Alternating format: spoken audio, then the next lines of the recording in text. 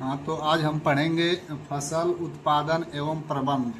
ये क्लास 8 का चैप्टर है। इंग्लिश में इसको बोलते हैं क्रॉप प्रोडक्शन एंड मैनेजमेंट।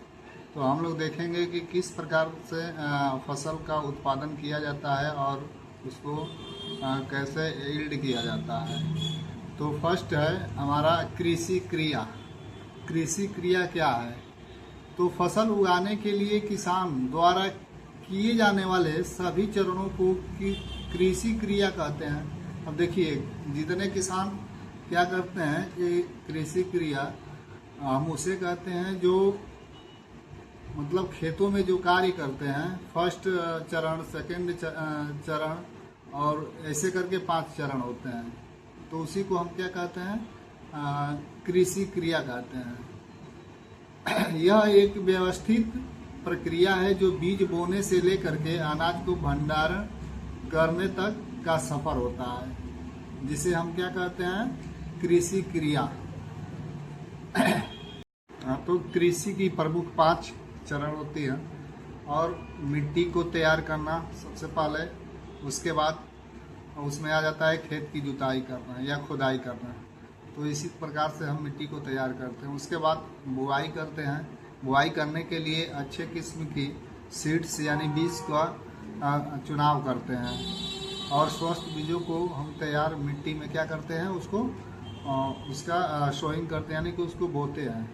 उसके बाद हम खाद एवं खाद और उर्वरक यानी कि फर्टिलाइज़र और एंड मैन्यूर, ये पौधों के पोषण के लिए पोषक तत्व होते हैं और इसी से उन लोगों को क्या मिलता है? पोषण मिलता है।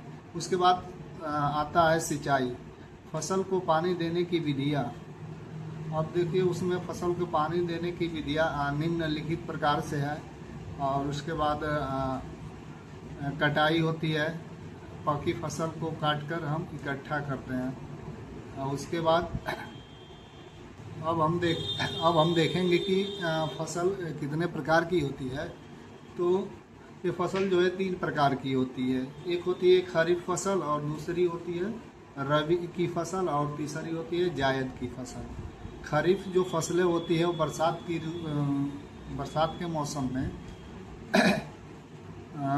उगाई जाती है। जैसे में है धान, चावल, मक्का। भारत की प्रमुख खाद्य फसल यानी बाढ़ वाले क्षेत्रों में उगाई जाती है धान। उसके बाद मक्का आ जाता है, गर्मियों में बोई जाती है, पोषक अनाज के रूप में ये उपयोगी होती है। उसके बाद आता है हमारा कपास, रेशमी फसल जो कपड़ा उद्योग के लिए महत्वपूर्ण है। ये फसल जून से सितंबर तक बरसात के मौसम में उगाई जाती है। अब उसके बाद आता है हमारा रबी की फसलें, जो है ये सर्दियों में, यानी इसको सुनहरी फसल भी कहा जाता है। प्रमुख रबी की फसल जो होती है वो गेहूँ, चना, सरसों। और इसकी जो फसल होती है अक्टूबर से मार्च तक।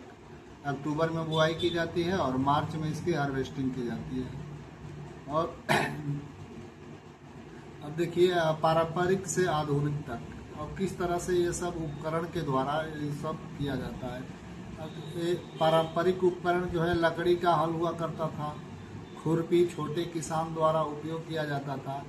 आधुनिक युग में ट्रैक्टर आ गया, डीजल इंजन से चलने वाली मशीन बड़े खेतों के लिए उपयुक्त है।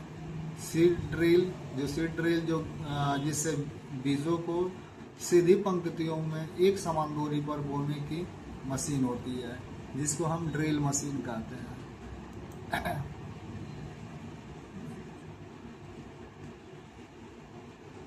उसके बाद आता है सिंचाई की आधुनिक विधियाँ। देखते हैं सिंचाई में कौन कौन सी विधि के द्वारा हम लोग सिंचाई करते हैं। स्प्रिंकलर विधि।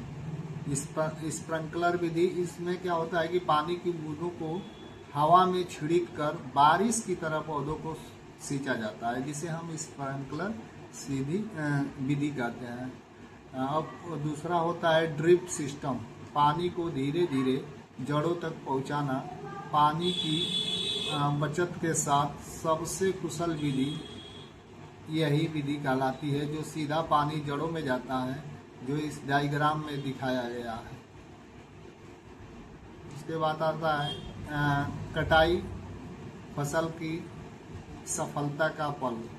अब आता है उसको जो जितना हम लोग किए रहते हैं उसके बाद ये लास्ट में हमारा हार्वेस्टिंग होता है, तो उसको हम पारंपरिक विधि से भी करते हैं। पारंपरिक विधि में दराती या सींत की सहायता से हाथ से कटाई छोटे खेतों के लिए होती है, और मशीनीकृत एक विधि होती है जो कंबाइन हार्वेस्टर मशीन से कटाई बड़े खेतों के में किया जाता है।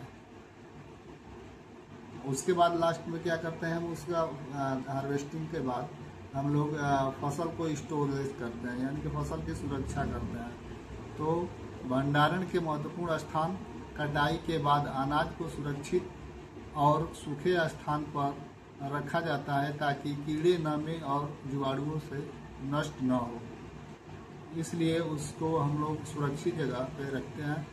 अनाज भंडारण, लकड़ी या सीमेंट के बने भंडार गृह जहाँ अनाज सुरक्षित रखा जाता है। साइलो, ऊंचे बेलनाकार भंडार स्थलों से बड़ी मात्रा में अनाज को संरक्षित किया जाता है। अब देखेंगे महत्वपूर्ण बिंदु क्या क्या है। व्यवस्थित